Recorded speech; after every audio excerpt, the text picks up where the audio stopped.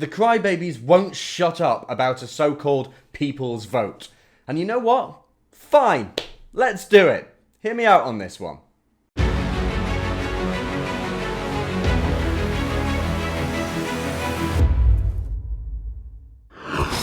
Okay, so before you think that I've suddenly become a Remainer and that I want to give the people an opportunity to change their mind and reverse Brexit and suddenly I don't respect the outcome of the vote, let me assure you that's not the case, just out the gate here. But hear me out on this one, because I think it's interesting. So I've said before that the idea of the people's vote is a scam, right? It's a pretty simple scam, but one that seems to be working. So the people that have the power to influence Brexit tell the people that Brexit's a bad idea and it won't work. And then they use that influence within Parliament to make the process so convoluted, so difficult, so problematic that then they can then go back to those same people who they said it won't work to and say, look, we tried, it's not working. Maybe we should just have a people's vote and change our minds. It's, of course, a scam. And today I was scrolling through Twitter as normal, and I keep seeing more and more posts about this so-called people's vote, as if we didn't have a vote in 2016 already. And it got me thinking, you know, seeing these people with these big signs outside of Parliament and screaming and shouting at the top of their lungs,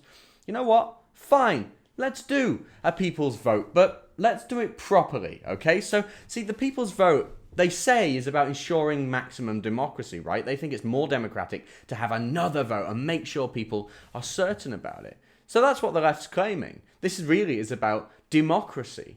Well, then, you know, if this was about democracy, then they'd be doing it in a way that represents the outcome of the first referendum, wouldn't they?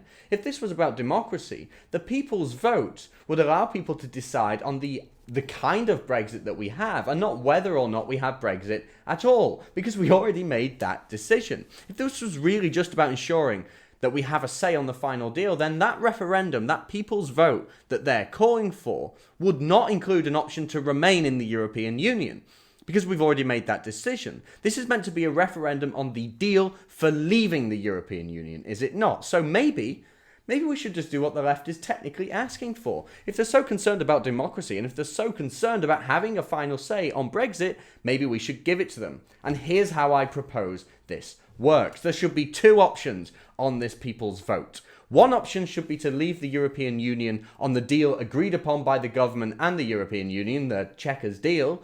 And one option should be to leave the European Union with no deal and to begin trading on World Trade Organization rules. That's fair, isn't it? If the left have been honest with us all along, if they really are concerned about democracy and whether or not we have a say on the final deal, then this option, this referendum, offering them the chance to take the Chequers deal or leave on a no-deal basis, this should keep them satisfied, surely. So come on, Mrs. May, let's do it.